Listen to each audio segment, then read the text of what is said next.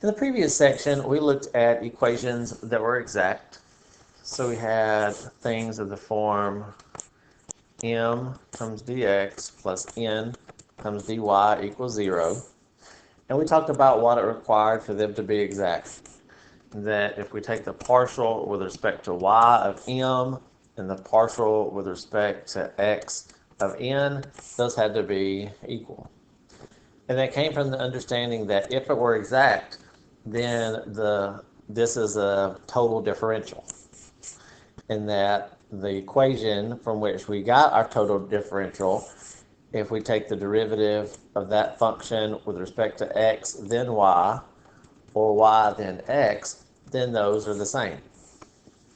So in its initial form, m is some partial of f with respect to y, n is a partial of f with respect to x, here with respect to y. So if we take the partial of this with respect to y, then we've done x then y. If this is the partial with respect to y, then if we take that one and take the partial with respect to x, we've done y then x. So if that's the case, then it's exact. That gives us f. But what if that's not the case? If it's not the case, does that mean we just can't do it? Well, not necessarily. Recall that in 2.3, we talked about special integrating factors. And we looked at sometimes we can multiply our differential equation by some expression, and that would turn it into something that we could work with. Well, we're not going back to linear differential equations here, but there are times that we can multiply a differential equation in the above format, mu times m dx plus mu times n dy equals 0.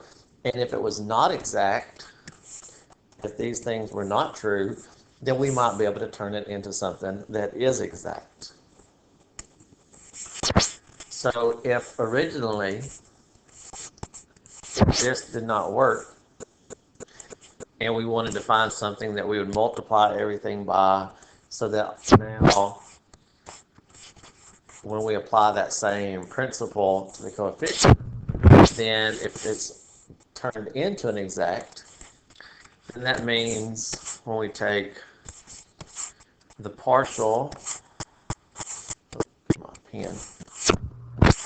the partial with respect to y of mu times m, or the partial with respect to x of mu times n, that those should be equal. So this being our coefficient of dx, previously we took the partial of it with respect to y, the partial of the coefficient of dy with respect to x, and if it was exact, those would be equal. Well, the same thing is still true. If this is exact, if it's true that once we multiply by this integrating factor mu, that it's now exact, then still when we take the partial, the first one with respect to y, let's not write that there, and when we take the partial of the second one with respect to x, then that should get us to the same thing. So let's take that and let's actually differentiate the left. So we have a product. So we would have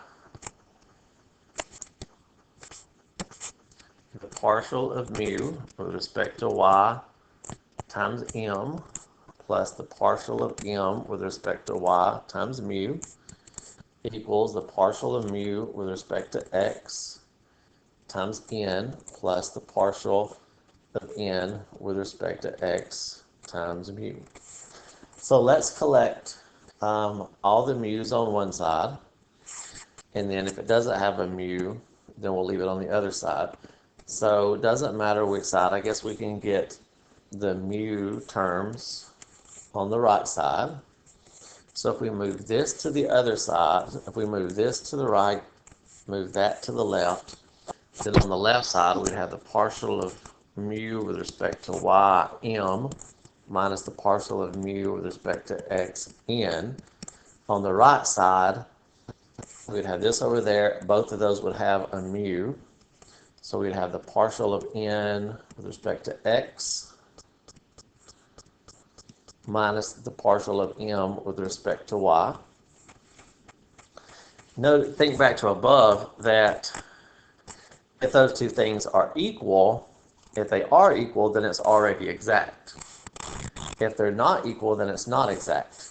Well, if those two things were equal, then this coefficient would have come out to be 0. So if it's not exact, then we're going to get some other coefficient in front of this.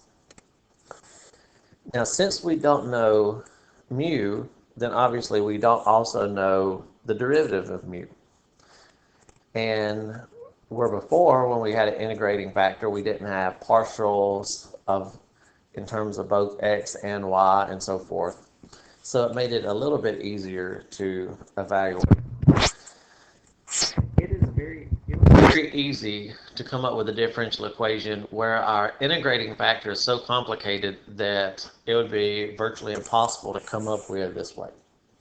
Because notice, since the partials of mu are with respect to two different variables, then we can't just factor out the partial of mu like we did back doing integrating factors for linear equations. So in that case, we couldn't just isolate mu and the derivative of mu on the same side and integrate both. So the two simplest cases are when mu is a function of just x, or if mu is a function of just y. So let's look at mu is just a function of x, then if we have only x's in our integrating factor, then if we take the partial of that with respect to y, this term would be gone. So we would have 0 minus the partial with respect to x times n equals the partial of n with respect to x, m with respect to y, mu. And then we could isolate mu and the partial with respect to mu. We could get both of those on one side, this on the other side. So if we did that, we would divide both sides by this. We move that to the other side. I'm not going to show all those steps, but eventually we'd have, let's do it the other way. Let's leave basically du on top, so let's divide by du.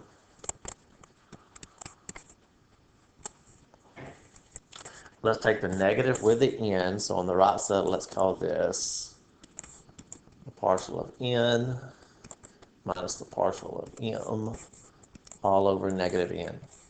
Or you could incorporate that negative to the top and call that partial of m minus the partial of n over n. So that would be the partial of mu over mu. So eventually this is how we can find mu, by using this relationship, that this equals that. But let's rearrange this another way and make a quick observation. So the partial of mu with respect to x, if we divide both sides by negative n, then we can incorporate the negative to the top like we did. Basically, we're just going to, from this one, move the mu back. So we'd have the partial of n with respect to x minus the partial of m with respect, I wrote it backwards. I'm looking at 3 different places. We have the partial of m with respect to y minus the partial of n with respect to x over n times mu. Now think back to our assumption. We were assuming that mu is just a function of x. If mu is just a function of x, then when we take the derivative of it, or the partial of it, then this is just going to be a function of x. We could call it something that's a function of x. So that means on the right side, that's a function of x. And if when we multiply that with that parenthesis, we get something that's just a function of x, then there can't be any y's in there. So this is one way we're going to check to see, is mu really going to be a function of x? Is mu, and let's write it as, is mu really mu sub x, a function of x? So if that parenthesis, the partial of m with respect to y, minus the partial of n with respect to x over n, if that is a function of x, then mu is a function of x. If it's not, then mu is not a function of just x. So let's take this same statement here. I'm going to group it together so it's easier to copy. And let's assume that instead of being a function of x, let's assume that mu is a function of y. And just y. So if mu is a function of y, then we would get something when we take the partial. But when we take the partial of it with respect to x, that would be 0. And then on the other side, we would have the partial of n with x, the partial of m with y, mu. If we divide both sides by m, then our partial of mu with respect to y would be that parenthesis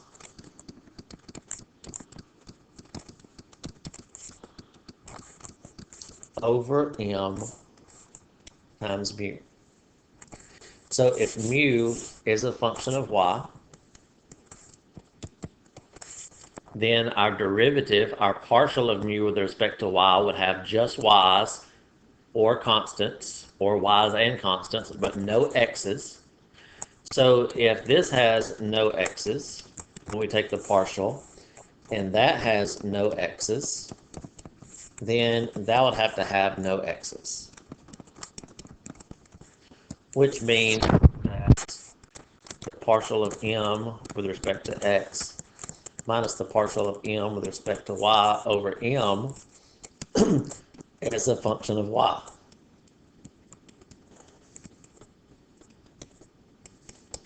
So if that's the case, if we calculate this and that's a function of y, then mu is a function of just y. And from that, we can go on to find mu sub y. So that's the first thing, two things we do. We check. We see, is this just a function of x? If it is, then we find mu sub y. Is this just a function of y? If it is, then we find mu sub y. We don't do both of them, we just do one of them. We check the first one. If it's not a function of x, we go to the second one. If we check it and it's not a function of y, then our special integrating factor is probably going to be a function of more than one variable. It's going to be x and y, and we don't have a really good way to find that, so to speak, unless it's a very simple one. So it's going to be one or the other, typically not going to be both. So then the question is, well, if it is one or the other, then how do we find it? So let's start out with one of them. So if we start out with the use of x integrating factor, then we said that's gone. And when we solved it, we got the partial of mu with respect to x equals that parenthesis. When we divided by negative n, we had an n on bottom. The negative we put up top, so that swapped the signs. And we had a mu over here, but if we're wanting to find mu, move it over. This derivative is with respect to x, this function is with respect to x, so we're going to basically integrate both sides with respect to x. This is basically du over u, or d mu over u, so natural log mu of x equals that integral.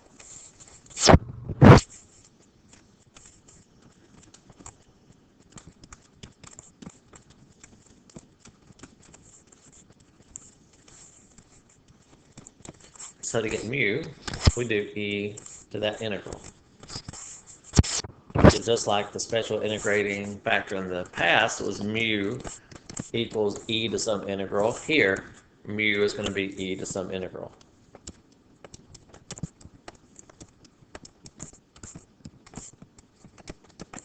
So that's if our special integrating factor is a function of x. Now let's do one that's a function of y. So if mu is a function of y, we said that's gone. So when we solve this, we got the partial of mu equal the parentheses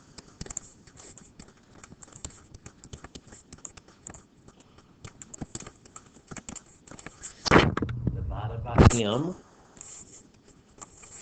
And let's move the mu over, which is a function of y. So if we integrate both sides with respect to y, then we basically have du over u. That's going to be natural log mu of y equals that integral.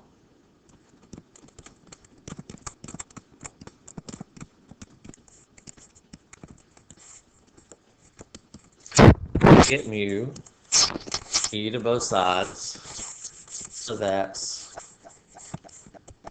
our integrating factor with respect to y. Once we get our special integrating factor, we multiply it by our original differential equation, and if we've done it correctly, then what we end up with should pass the test for being exact. Before I go and solve that exact differential equation, I would check. When I multiply those together, check to make sure it really is exact. If it's not, then you've made a mistake somewhere. If it is exact, then integrate it to find your function. So let's go through an example. Let's pick one. Let's pick 2xy dx plus y squared minus 3x squared dy equals 0. So to begin with, let's see if it's exact. So we would want to take the partial with respect to y, the first one. If it's exact, then this would already have had the partial with respect to x. So now we do the other partial, and we get 2x. If this is exact, then this already is the partial with respect to y. So we take the partial with respect to x. So with respect to x, we get minus 6x. And no, those are not the same. So keep in mind that that's the partial of m with respect to y. This is the partial of n with respect to x. So let's test to see if mu is going to be a function of x. So if mu is going to be a function of x, let's not put equals there.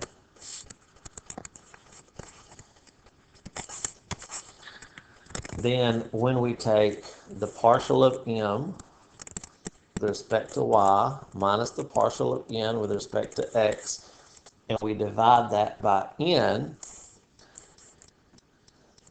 is that going to be some function of just x? Is that going to have just x's? So the partial of m minus the partial of n over n.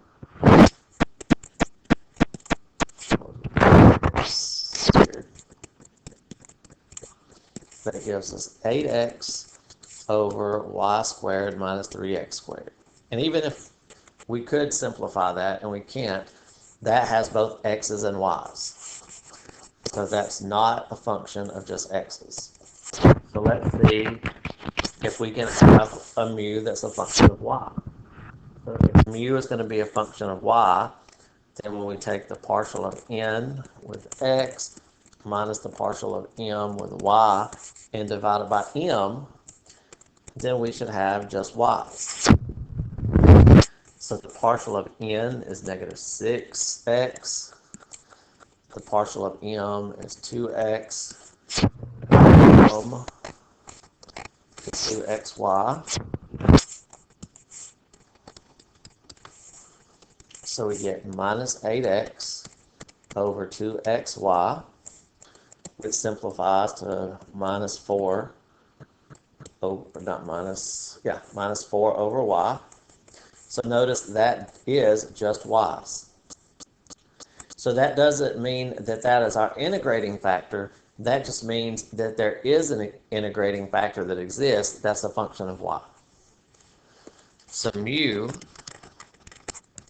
is going to be e to the integral of that. E to the integral of negative 4y dy.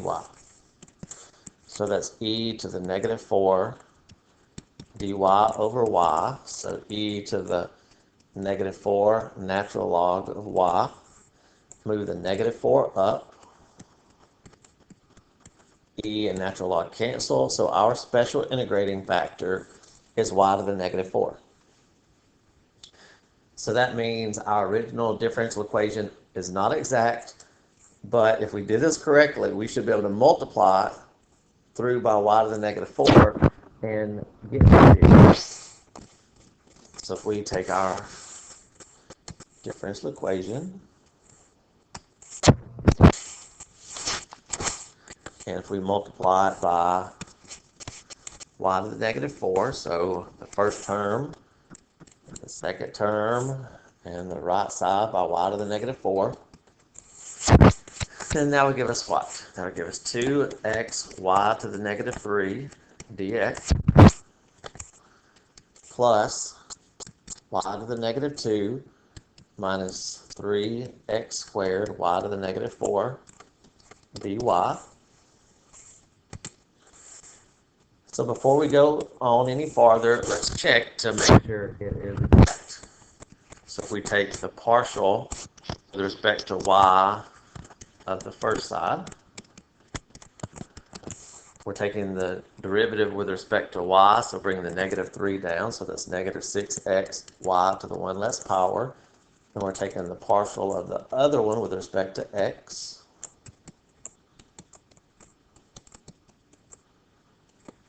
So if we're taking the partial with respect to x, the derivative of the first term is 0. With respect to x, we bring the 2 down, x to the 1 less power, and negative 4, or y is just a constant. So yes, those are the same. So now it is exact.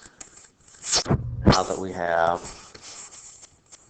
this differential equation, we've turned it into something that is exact. And that's sure what those are there. I'm going to put those together so I can copy them.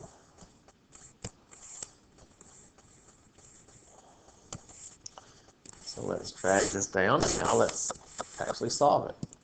Now that we've turned it into something that is exact, then this is the partial of f with respect to x. And this other one is the partial of f with respect to y.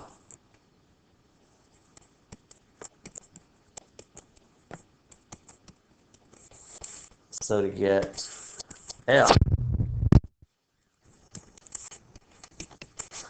integrate this one with respect to x.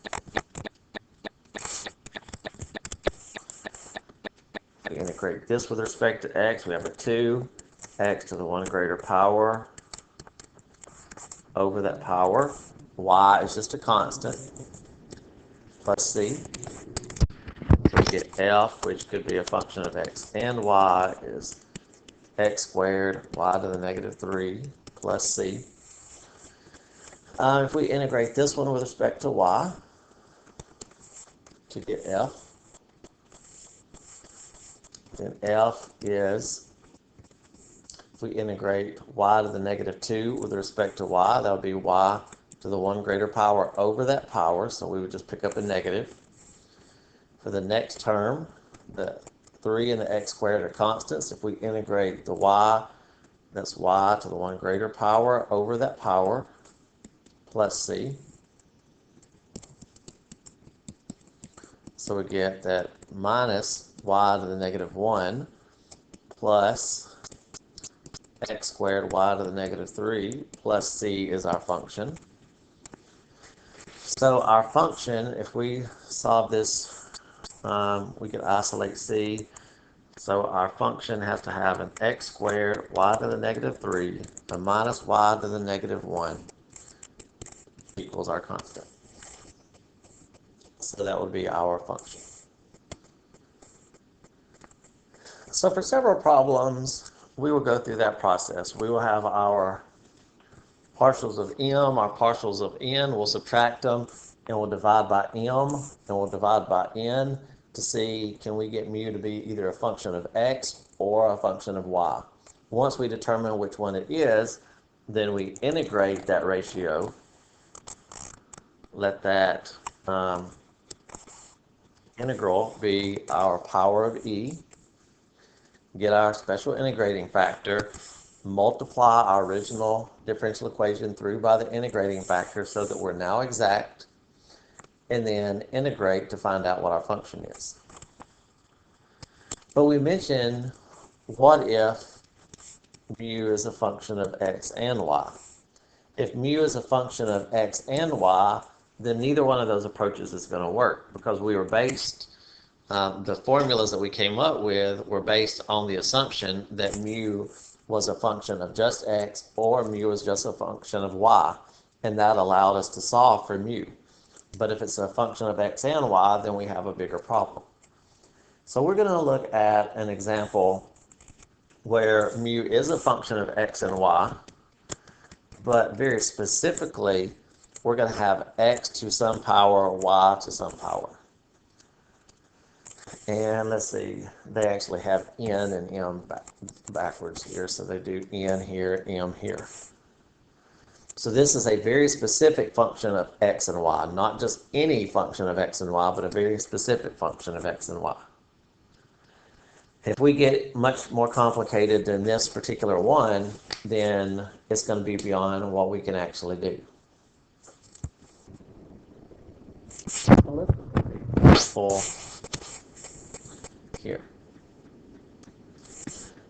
If we were to check, this one is not exact. And if we were to go to the trouble of trying to check to see if we have mu as a function of x or mu as a function of y, then we don't. So let's imagine that mu is x to some power, y to some power.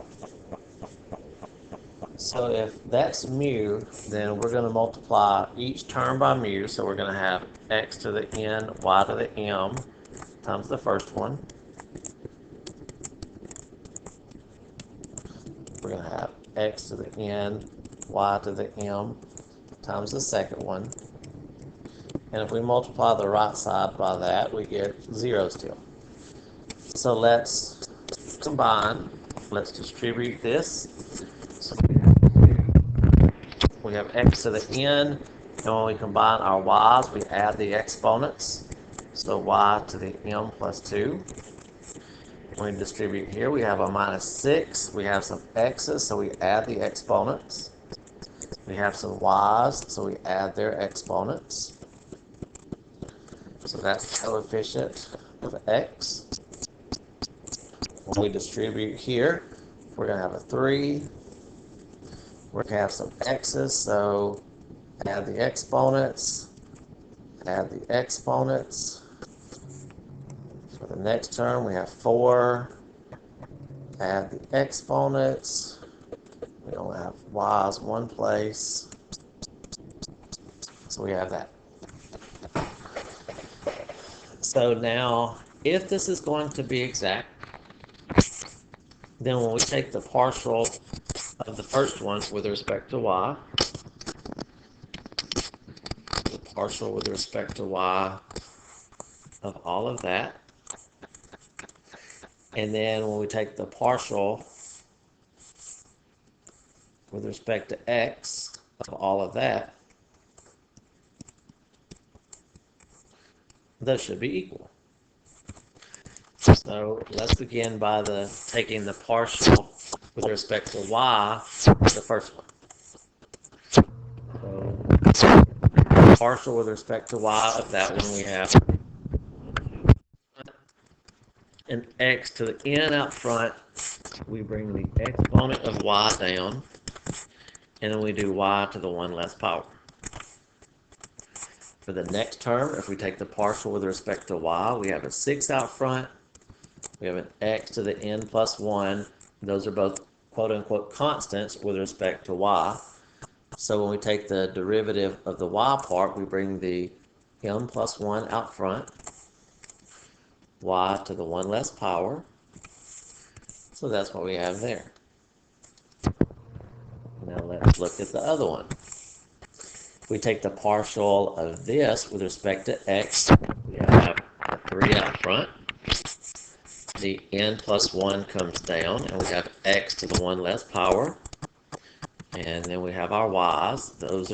That's really part of our coefficient. For the next term, we have a 4. We're taking the partial with respect to x. So n plus 2 comes down, x to the 1 less power, and again, y is part of our coefficient. That's just a constant. So in order for this to be exact, those have to be equal.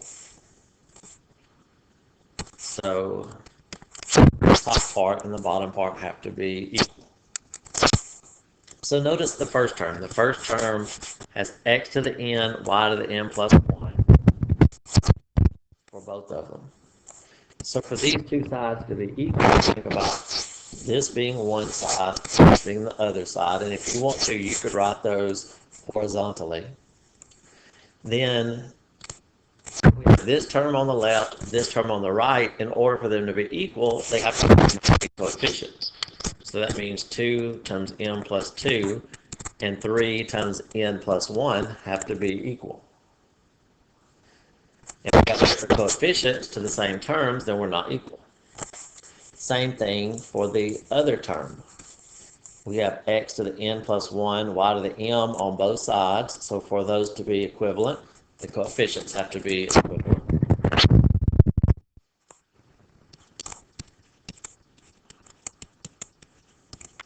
So just set those coefficients equal because those parts are the same. So now we have a system of equations. We have two variables, two equations. So if we rearrange the first one, we have 2m here, 3n there. So let's call that 2m minus 3n on the left. We have 4 here, 3 there. So if we get the numbers to the right, we have 3 minus 4, so negative 1. We'll get a minus 6m and a minus 4n. If we get them to the left, we have a minus 6m, a plus 4n because we move sides. A minus 6 here, a minus 8 here.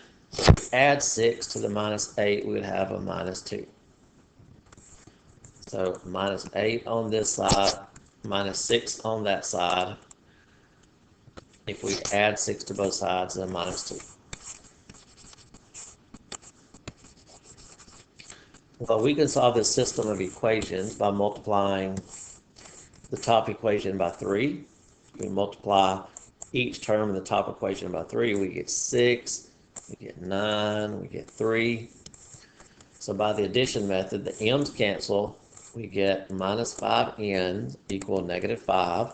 So n is negative 1. We can substitute -1 into the bottom equation, and that'll give us minus 6m minus 4 equals minus 2. And I feel like I've said n is -1, n is +1, not -1. So if that's a +1, then when we move the constants over, we get minus 6m equals minus 6. So m is also +1. We go back and substitute in to our equations, then that works out that m and n are really both 1. So what does that even mean? So we said that our mu was going to be x to a power y to a power. So in this case, x to the, let's see, that was 1, m. So x to the first, y to the first, or xy. So that is our special integrating factor. So now we have our special integrating factor. Multiply each term times xy.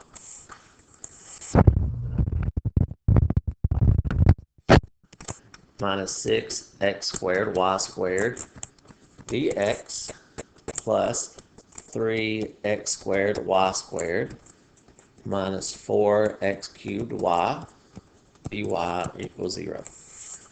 So just each term picking up an x times y. X times y. So what if we made a mistake somewhere? Our whole purpose here is to turn this into an exact differential equation. If we made a mistake, though, it would not be exact. So to check it by taking our partial here with respect to y and our partial here with respect to x to make sure they're equal. So let's do that. If we take our partial here, we get 6x y squared. Partial here, we get minus 12x squared y. If we take our other partial with respect to x, we bring our 2 down and we get 6xy squared. With respect to x, we bring our 3 down, 12x squared y. Those are the same, so we are exact.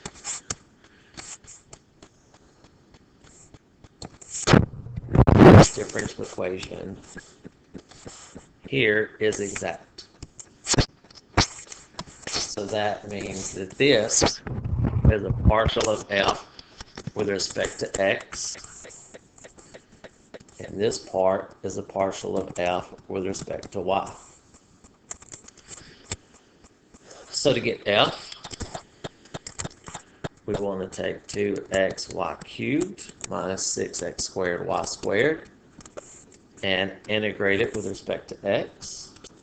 Keeping in mind that was a partial with respect to x, and any old derivative with respect to x, and that mainly affects our constant. So if we integrate this with respect to x, our x goes to the 1 bigger power over that power.